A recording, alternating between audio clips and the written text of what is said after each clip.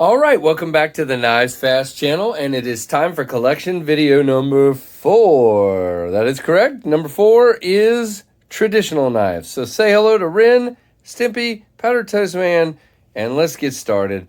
And thanks and welcome to the KnivesFAST channel. So here we go.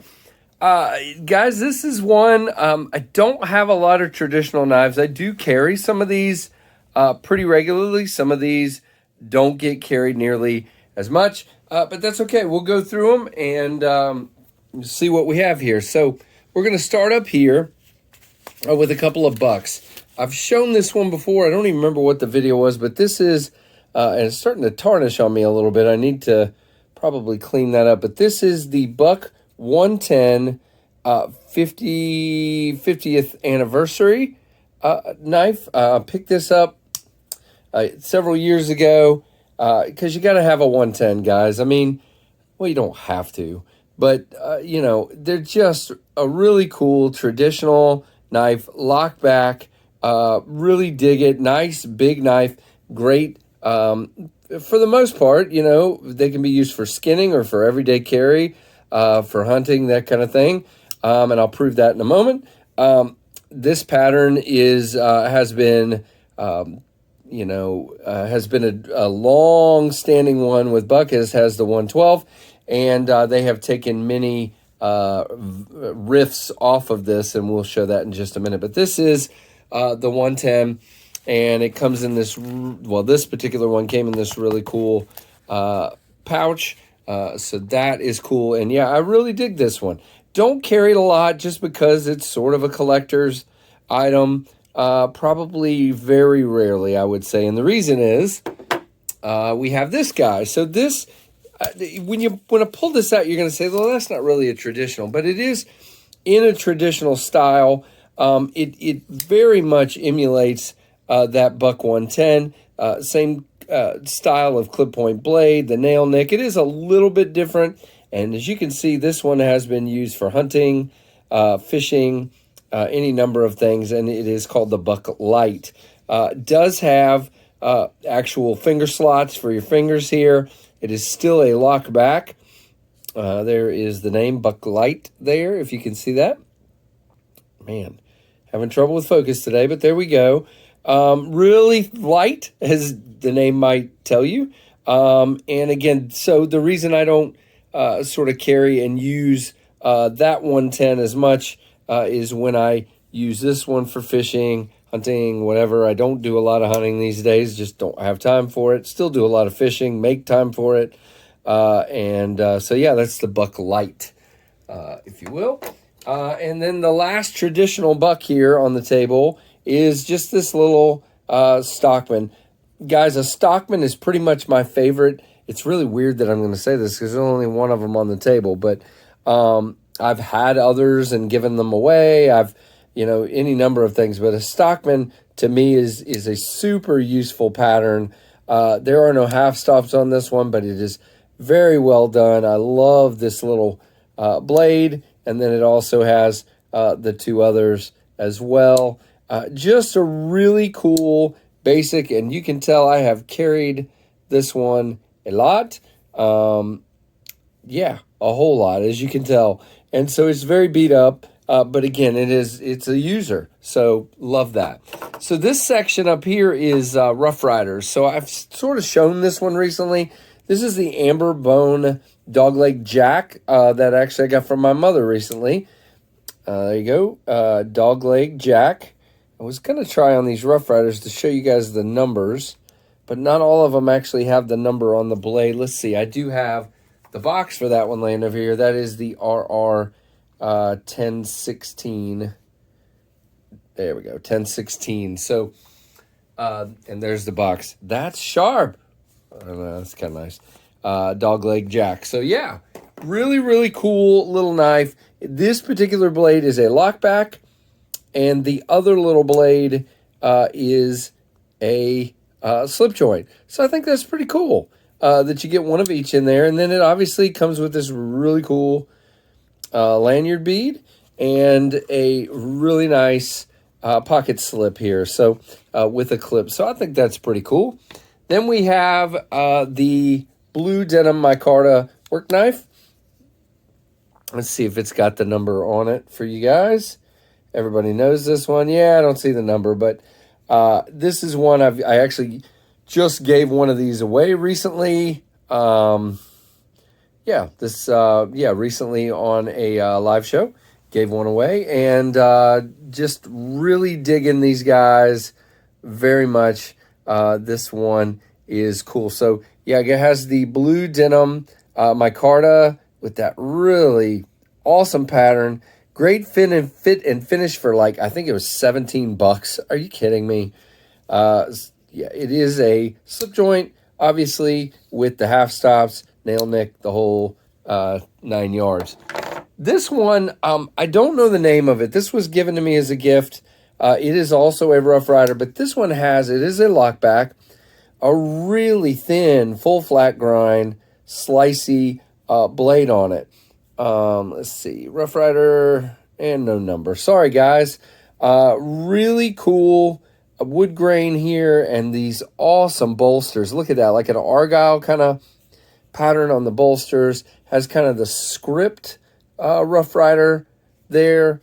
Just a really cool knife. And you see where it has sort of finger slots here. It is very good in that regard.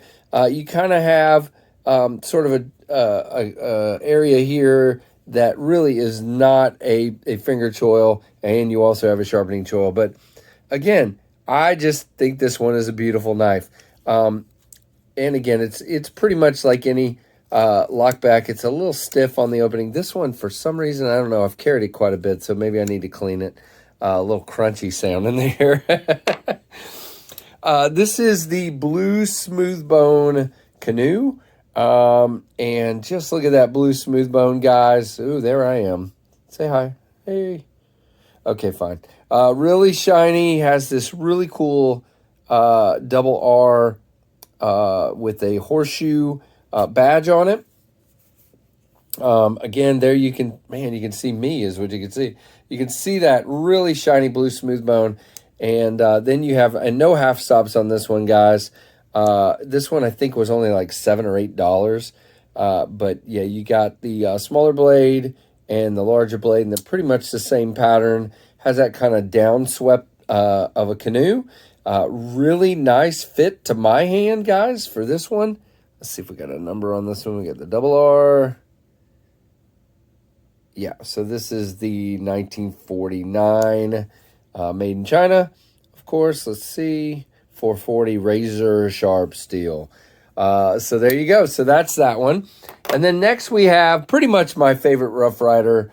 And again, guys, I'm just terrible. I somehow I just end up scratching the snot out of these guys. But even though I usually wrap them in a hank or something. But this is the Rough Rider buckshot bone Barlow. It's a double-bladed Barlow, so you have the clip point blade with the half stops.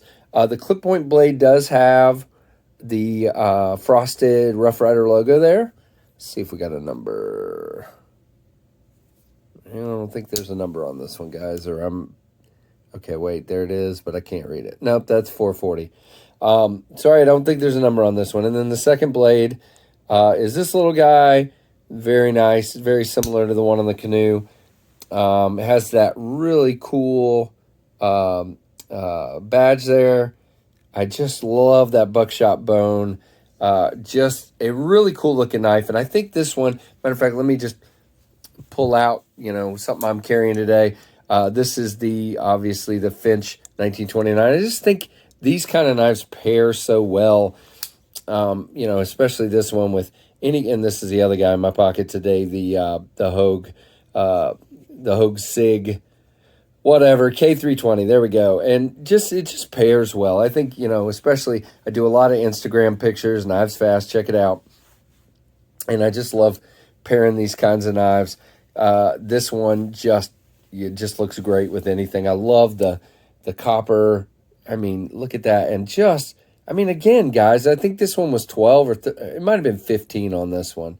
It has the red underliners and the copper. I mean, just really well done. And if you don't have any Rough Riders, you should at least have one. I know some of you are saying, oh, I don't like traditional knives. Just get one, guys. put in your pocket from time to time. It's pretty cool. I'm going to go on this side. This is a brand I'm not super familiar with, but I think my dad may have given me this years ago. This is an Ocoee River. Really, really cool. Has this extremely slender blade. And again, I don't carry this one a ton.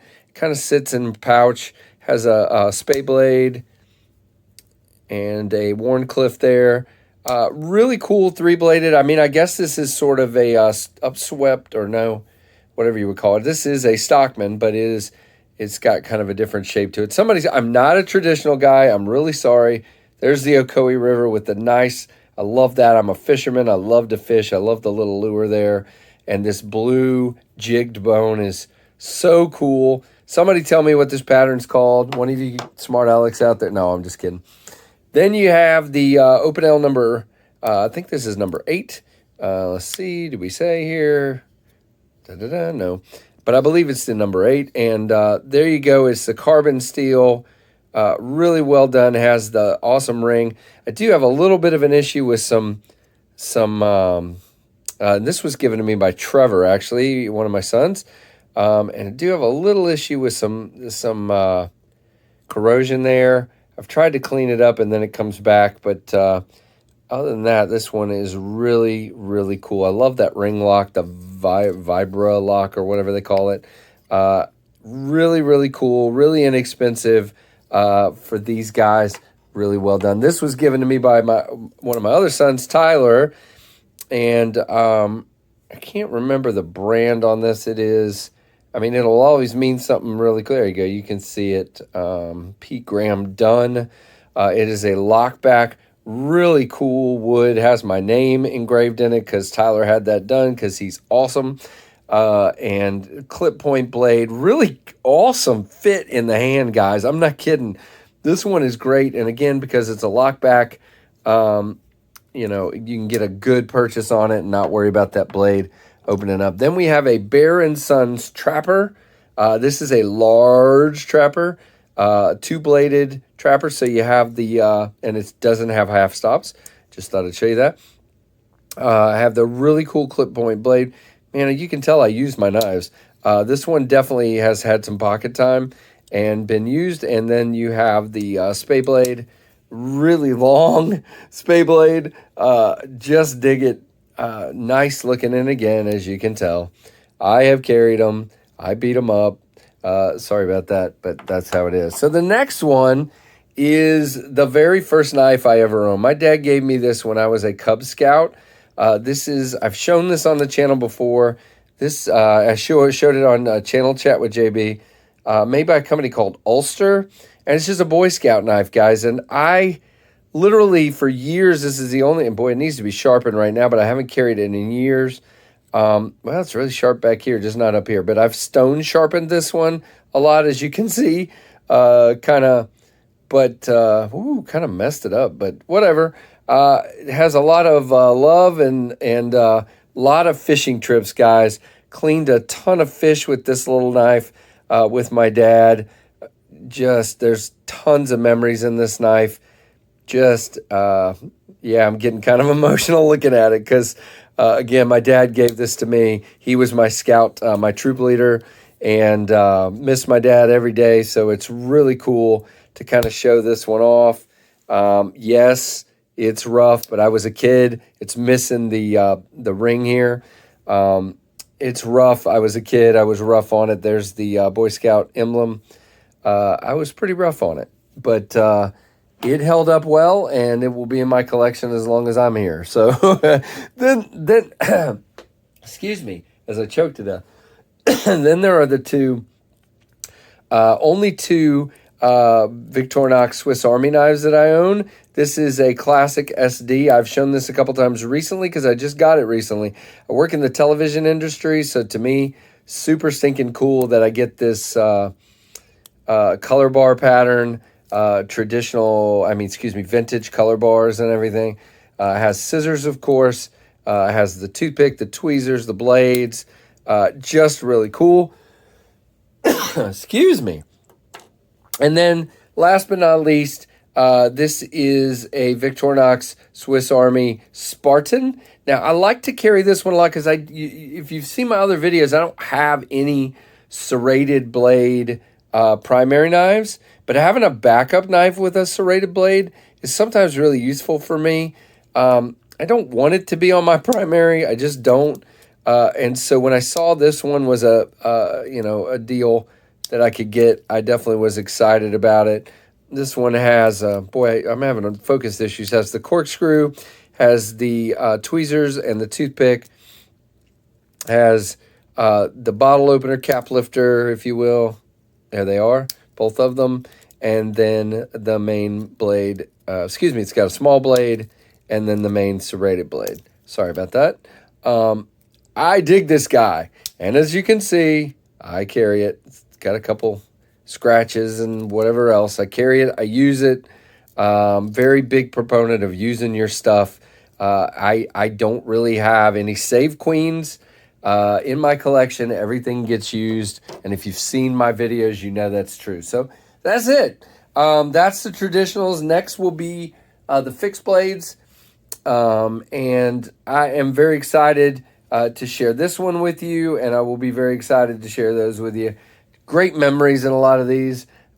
Great knives. Don't have a ton of traditionals, but I thought it was definitely worth sharing. So let me know what you guys think. Give me a comment. Ask any questions. Throw any rocks. Anything you want to do.